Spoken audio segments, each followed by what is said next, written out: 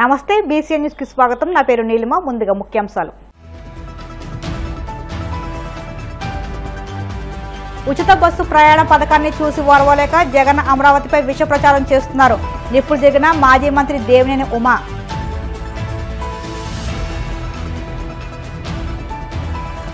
CAG నివేదికలోని అంకెలను YCP తిమ్మిని బొమ్మిని చేస్తుంది.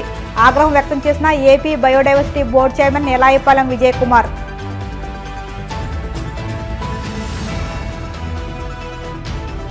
తల్లికి వందనం ఫ్రీ బస్సు పథకాలు అమలవుతున్నాయంటే అది వైసీపీ పోరాట ఫలితమే.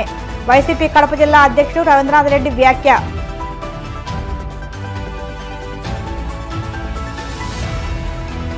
రాజమహేంద్రవరం సెంట్రల్ జైల్లో ఎంపీ మిథున్ రెడ్డితో ములాఖాత్ అయిన వైసీపీ నేతలు. లిక్కర్ స్కామ్ అనేది చంద్రబాబు అదిన కట్టు కదా అని మండిపాటు. వైసీపీ అధినేత జగన్ కు టీడీపీ సీనియర్ నేత మాజీ మంత్రి దేవినేని ఉమామహేశ్వరరావు సవాల్ విసిరారు.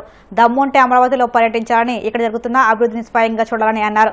మంగళగిరి టీడీపీ కేంద్ర కార్యాలయంలో ఆయన మీడియాతో మాట్లాడుతూ కుంభకోణాలు, అక్రమాలకు పాల్పడిన వారి కోసం జైలు యాత్రలు చేయడం మానుకొని రాజధాని పర్యటనకు రావాలని జగన్ ఉద్దేశించి దేవినేని వ్యాఖ్యానించారు. ప్రభుత్వం అమలు చేస్తున్న మహిళల ఉచిత బస్సు ప్రయాణ పథకానికి ప్రజల నుంచి వస్తున్న ఆదరణను చూసి వరవలేక జగన్ అమరావతిపై విష ప్రచారం చేస్తున్నారని దేవినేని ఉమా ఆరోపించారు. వైసీపీ నాయకులు బ్లూ మీడియా బెంగళూరు ప్యాలెస్లో కాలక్షేపం చేస్తూ ఉన్న వైఎస్ జగన్మోహన్ రెడ్డి వాళ్ళ పార్టీ నాయకులందరూ కూడా కలిసి అమరావతి ప్రజా రాజధాని దగ్గర 52,000 కోట్లతో నిర్మాణాలు జరుగుతూ ఉంటే చూసి ఓర్వలేక తట్టుకోలేక విష ప్రచారం, ఫేక్ న్యూస్ స్ప్రెడ్ చేస్తూ ఉన్నారు. ప్రకాశం బ్యారేజీకి గేట్లు పనిచేయట్లేదని, కొండవీటి వాగు నీళ్ళన్నీ కూడా పొన్నూరు నియోజకవర్గం లక్షల ఎకరాలు మునిగిపోయాయని అక్కడ వైసీపీ నాయకులు ప్రచార ఆర్భాటాల కోసం మేము కూడా ఉన్నామని చెప్పుకోవడానికి తప్పుడు కథనాలు, ఫేక్ న్యూస్ స్ప్రెడ్ చేస్తూ ఉన్నారు. దాని మీద కూడా సంబంధిత ఇరిగేషన్ శాఖ అధికారులు రోత పత్రిక, రోత ఛానల్ వాటికి సంబంధించి వచ్చిన కథనాల మీద కంప్లైంట్ ఇవ్వడం కూడా జరిగింది. అట్లాగే గవర్నమెంట్ ఫ్యాక్ట్ చెక్లో కూడా ఇవన్నీ కూడా ఎక్కడో 100 కిలోమీటర్ల పైగా ఉన్న ప్రాంతంలో వాగులో వచ్చిన వాగు పొర్లిపోయిన ఖమ్మంపాడు ఏరియాలో ఆ దృశ్యాలను తీసుకొచ్చి అమరావతిలో వాగులు పొంగాయి, చప్టాలు పొంగాయి, ఇక్కడ ఈ ప్రాంతంలో అంతా మునిగిపోయిందని తప్పుడు కథనాలు, తప్పుడు ప్రచారాలు చేస్తూ ఉన్నారు. దీన్ని తీవ్రంగా ఖండిస్తూ ఉన్నాం.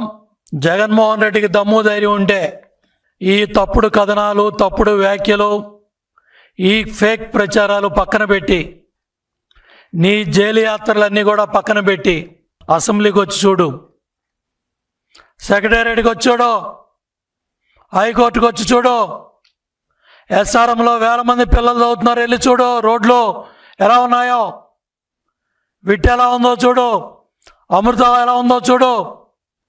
ఓడిపోయి ప్రజలు బుద్ధి చెప్పినా ఒక్క ఛాన్స్ అని అధికారంలోకి వచ్చావు. 151 సీట్లు ఇచ్చారు. 5 సంవత్సరాలు తాడేపల్లి ప్యాలెస్లో పరదాలు కట్టుకొని పనిచేసావు. పల్నాడులో కూడా చంద్రబాబు నాయుడు గారు పర్యటనకి వెళ్తుంటే చంద్రబాబు నాయుడు గారి ఇంటి గేటుకి తాళాలేసి తాళ్ళు కట్టావు. బయటకు వస్తే హెలికాప్టరు, పరదాలు కట్టాలి, చెట్లు కొట్టేయాలి.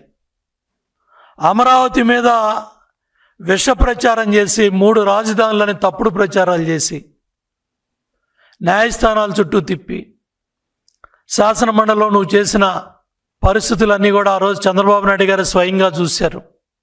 అక్కడ షరీఫ్ గారు చైర్మన్గా ఉన్నప్పుడు మీ మంత్రులు, మీ నాయకులు, మీ ఎమ్మెల్యేలు ఆయన మీద ఎన్ని తప్పుడు మాటలు మాట్లాడారు.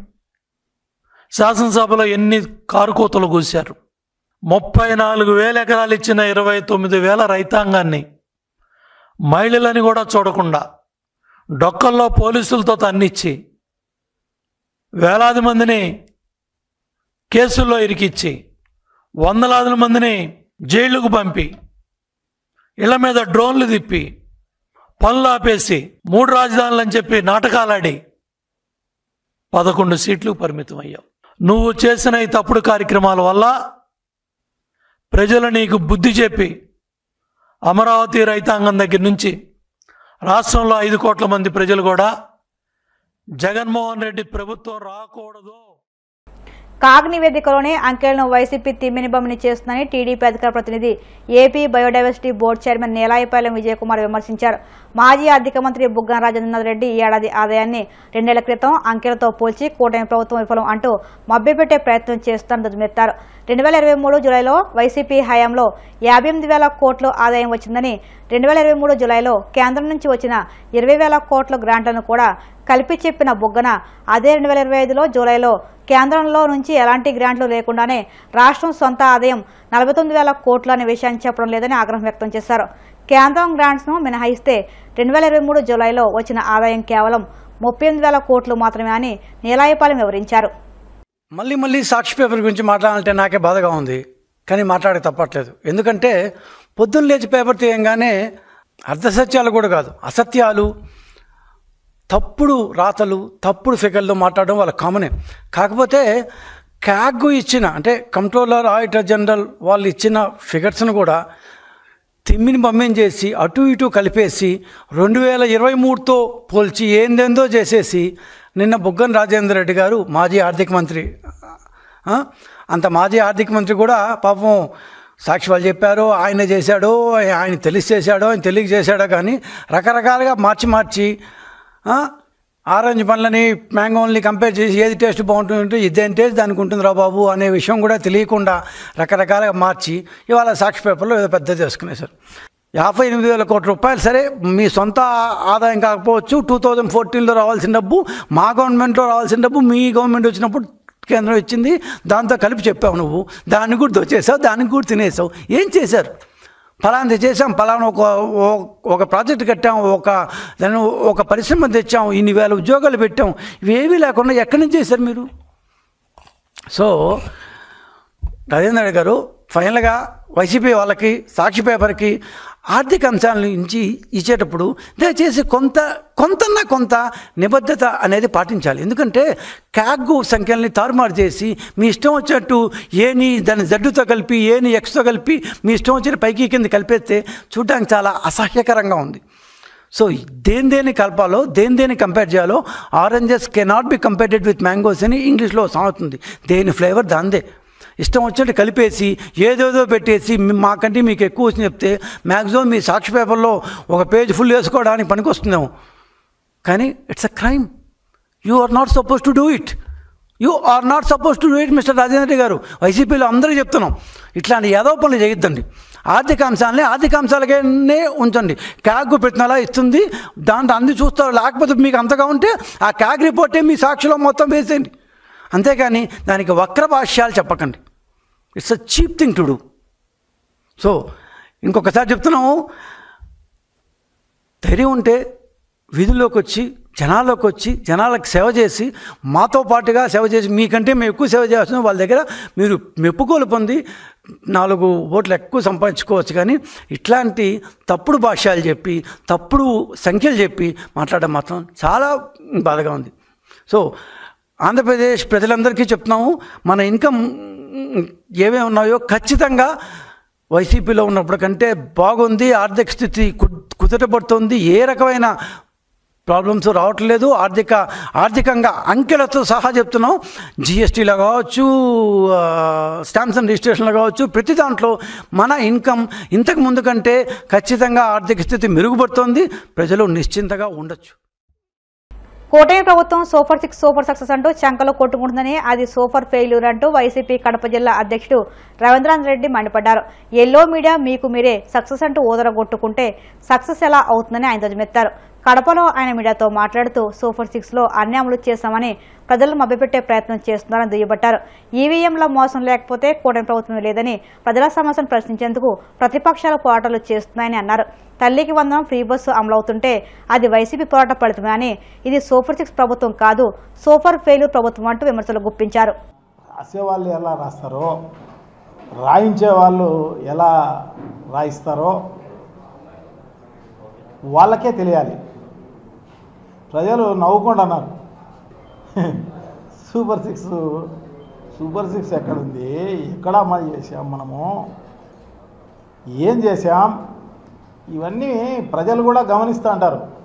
పిల్లి పాలు తాగుతూ కళ్ళు మూసుకుని పాలు తాగుతూ ఎవరు చూడలేదని చెప్పేసి అనుకుంటారు.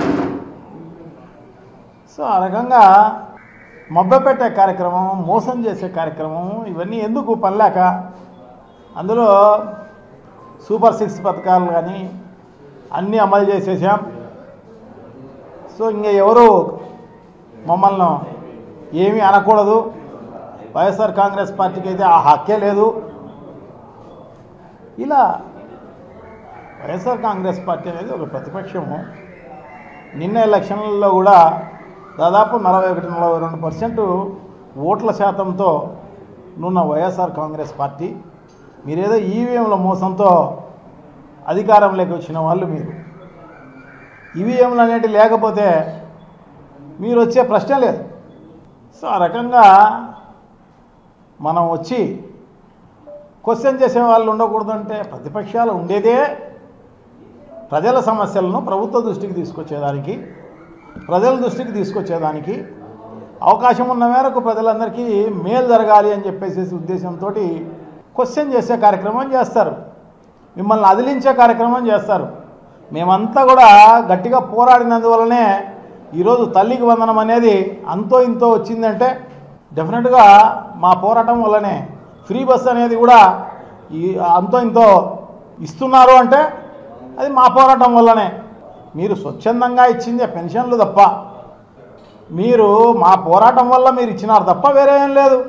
సో దాన్ని క్వశ్చన్ చేయకూడదు, ఇంకోటి చేయకూడదు. క్వశ్చన్ చేసిన వాళ్ళను దొంగ కేసులు పెట్టాలి, వాళ్ళను హింసించాలి, ఇది తప్ప వేరే ఆలోచనే లేదు.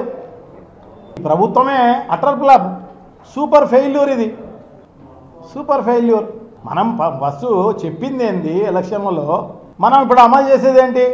ఎలక్షన్లలో ఏదో గొప్పగా పెద్ద ఎత్తున 1.5 సంవత్సరం 2 ఏళ్ల ముందు నుంచి ప్రజలకు ఊదరగొట్టే కార్యక్రమం అంతా చేసినాం. అవి ఇస్తాం ఇవి ఇస్తామని చెప్పేసి సూపర్ 6 కాదు, ఇంకా 143 హామీలు ఇవ్వడం జరిగింది. 143 హామీల కదా దేవుడు ఎరుగు.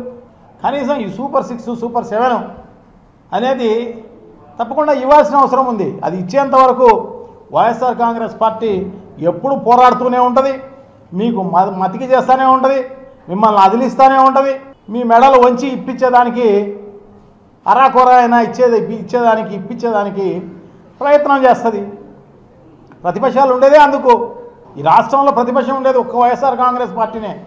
మిగతా అన్ని పార్టీలు మేనేజ్ చేసుకున్నావు నువ్వు.